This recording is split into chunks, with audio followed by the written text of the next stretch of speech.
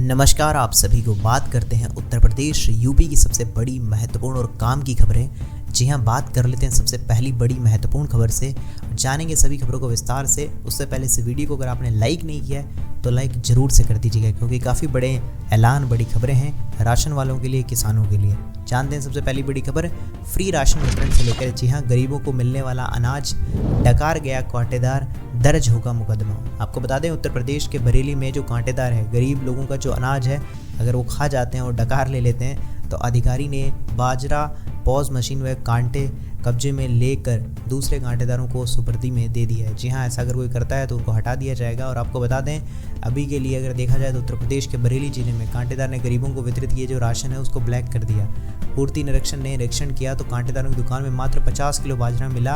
अधिकारी ने बाजरा, pause machine व कांटे जब्त कर लिए और दूसरे कांटेदार को सौंप दिया। मुकदमा दर्ज कराने के लिए रिपोर्ट डीएम को भेज दी गई। इस पर काफ़ी एक्शन लिया जा रहा है। जो कांटेदार बिल्कुल भी घड़तोली करते पाए जाते हैं उनके लिए, जो कि वाकई में अच्छी बात है। कहीं ना कहीं जिनको मिलना चाहिए राशन, जो गरीब लोग हैं उनके पास उनका हक पहुंचना चाहिए।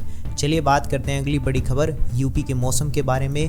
यूपी में सिर्फ 2 दिन मिलेगी राहत, 6 अप्रैल से बरतें सावधानी। आपको बता दें, इस साल गर्मी ने अपने जो तीखे तेवर हैं वो अप्रैल में दिखाने शुरू कर दिए हैं। जिस गर्मी का एहसास एक मई जून में होता है, उसका एहसास आपको अप्रैल में देखने को मिल रहा है। काफ़ी गर्म हवाएं चल रही हैं, जिससे सड़कों पर निकलना भी मुश्किल हो रहा है। आपको बता दें, आलम तो यह है कि दोपहर 12 बजे के बाद घर ऑफिस से कम ही निकलना पसंद कर रहे हैं, क्योंकि काफ़ी तेज़ धूप देखने को मिल रही है। और आपको बता दें, 6 अप्रैल से इसमें काफ़ी बढ़ोतरी हो जाएगी। तो आप भी अपना ध्यान रखिएगा, लू लगने की बहुत संभावना रहती है, तो ध्यान से रहिएगा, सुरक्षित रहिएगा।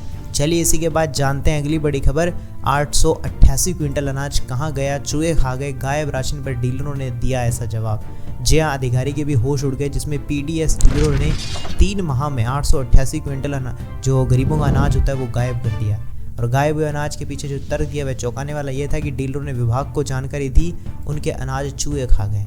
और एमओ शौकत सरवर ने बताया कि डीलरों के जवाब के बाद विस्तृत जांच की जा रही है कि वाकई में वो चूहे खा गए हैं या इसमें घड़तोली की गई है। वो तो अब आने वाले समय में पता चलेगा। लेकिन आपको क्या लगता है, क्या इतना जो अनाज है वो चूहे खा सकते हैं? कमेंट्स में एक बार जरूर से बताइएगा। चलिए इसी के बाद जान लेते हैं अगली बड़ी खबर, यूपी के इस गेहूं को मिली इंटरनेशनल पहचान, किसानों की बल्ले बल्ले। जी आपको बता दें, बुंदेलखंड को अंतर्राष्ट्रीय स्तर पर एक खास पहचान मिल गई है, जिसमें बुंदेलखंड के कठिया गेहूं की जो जीआई टैग मिल गया है। बुंदेलखंड क्षेत्र में पैदा होने वाले कठिया गेहूं को अब एक विशिष्ट पहचान मिल चुकी है। सूखे बुंदेलखंड में कठिया गेहूं बहुतायत में उगता है। झांसी के साथ ही महोबा, हमीरपुर, ललितपुर में भी इस गेहूं का खासा उत्पादन होता है। झांसी के एफपीओ कठिया वीर बागरू प्रोडक्शन कंपनी ने जीआई टैग के लिए साल 2022 में आवेदन किया था और नाबार्ड की मदद से 2 वर्ष बाद ये टैग मिला है, जो वाकई में बहुत अच्छी बात है इस कठिया गेहूं के लिए। जो कठिया गेहूं की खेती करते हैं उनके लिए तो बल्ले बल्ले हो गई है।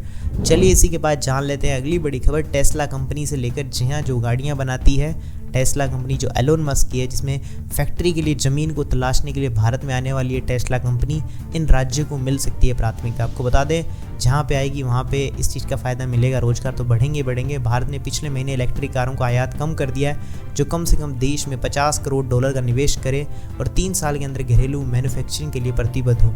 टेस्ला के कर्ता धर्ता एलन मस्क वर्षों से भारतीय बाजार में प्रवेश करने की कोशिश कर रहे हैं, लेकिन सरकार उनसे स्थानीय मैन्युफैक्चरिंग के लिए प्रतिबद्धता चाहती है कि मतलब भारत में आओ, वहीं मैन्युफैक्चरिंग करो और वहीं पर अपना व्यापार करो। इसके लिए वो एक जगह तलाश रही है और आने वाले समय में देखा जा रहा है कि $50 करोड़ का निवेश करे और 3 साल के अंदर घरेलू मैन्युफैक्चरिंग को प्रतिबद्ध हो। अब उसके लिए जो देख रहे हैं कि कौन सी जगह पे इस जो कंपनी है उसको शुरू करना चाहिए। तो भारत में कई कारखाने हैं, बात चल रही है, आने वाले समय में इसके बारे में भी जानकारी मिल जाएगी, जिसमें से आपको बता दें महाराष्ट्र, गुजरात और तमिलनाडु प्रमुख जो जगह है वहाँ पर हो सकता है कि वो कंपनी शुरू की जाए।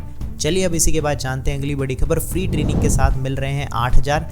मोदी सरकार की इस योजना से लाखों युवा पा चुके हैं रोजगार, ऐसे आप भी उठा सकते हो फ़ायदा। आपको बता दें, मोदी सरकार युवाओं को आत्मनिर्भर बनाना चाहती है और इसके लिए कई तरह की योजनाएं हैं। ऐसी एक योजना है पीएम कौशल विकास योजना, जिसके माध्यम से युवाओं को रोजगार हासिल करने के लिए ट्रेनिंग प्रदान की जा रही है।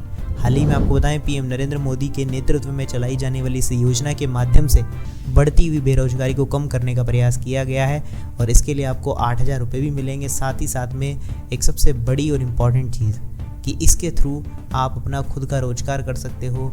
आप जो ये होता है कि हम घर बैठे कमा नहीं पाते हैं, तो बेरोजगारी को कम करने का बहुत अच्छा तरीका है सरकार की तरफ से। पीएम कौशल विकास योजना के लिए आप आवेदन करना चाहो तो आप आवेदन भी कर सकते हो।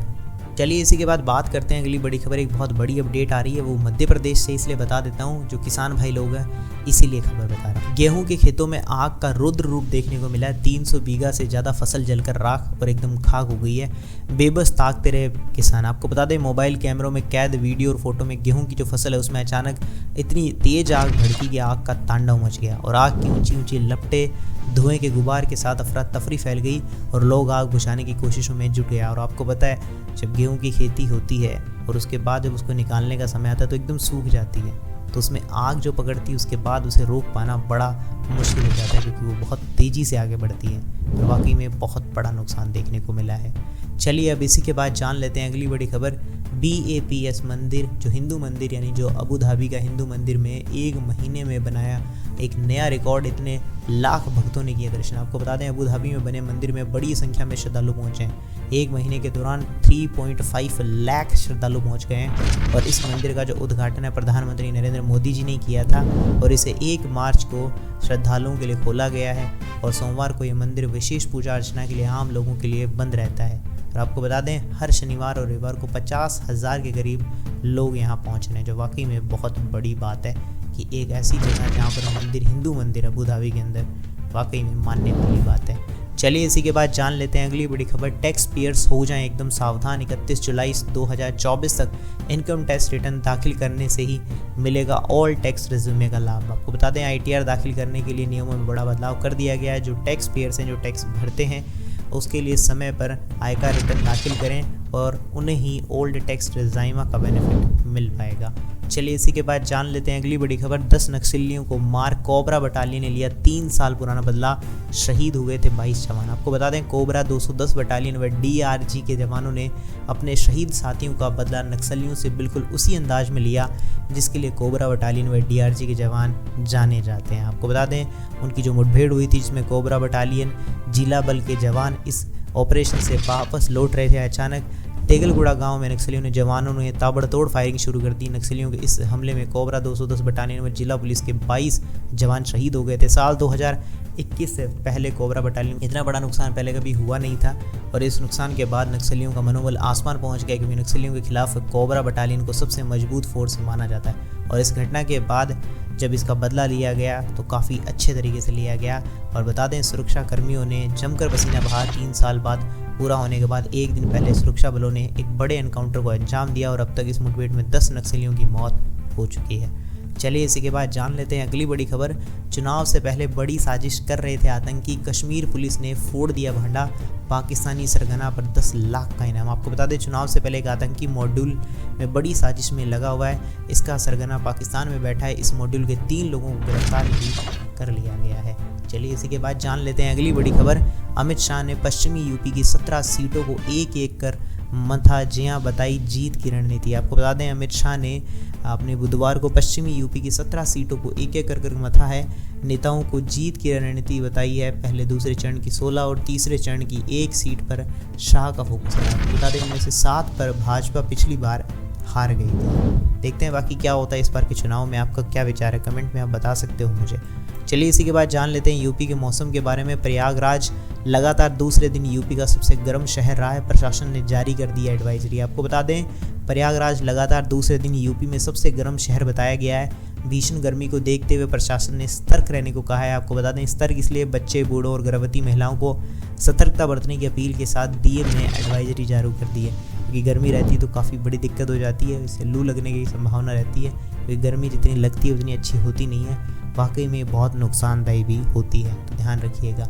चलिए इसी के बाद जान लेते हैं अगली बड़ी खबर। अब अपराधी जेल जाने से भी डर रहे हैं। क्या है CM योगी का इशारा? आपको बता दें, CM योगी ने बुधवार को कहा कि अब हाल यह हो गया है कि जेल जाने से भी डर रहे हैं। CM योगी ने किसी का नाम तो नहीं लिया, लेकिन इशारा सीधा मुख्तार अंसारी की जेल प्रशासन को लेकर बार बार शिकायतों से जोड़ा जा रहा है। तो ये थी उत्तर प्रदेश यूपी की सबसे बड़ी काम की महत्वपूर्ण खबरें। कैसी लगी आपको सारी खबरें, मुझे कमेंट्स में बताइएगा। वीडियो को लाइक नहीं किया, लाइक कर दीजिए। चैनल को सब्सक्राइब करके घंटे के निशान को दबाना मत भूलिएगा। मिलूंगा ऐसी अच्छी वीडियो के साथ, तब तक के लिए जय श्री राम, जय हिंद, वंदे मातरम।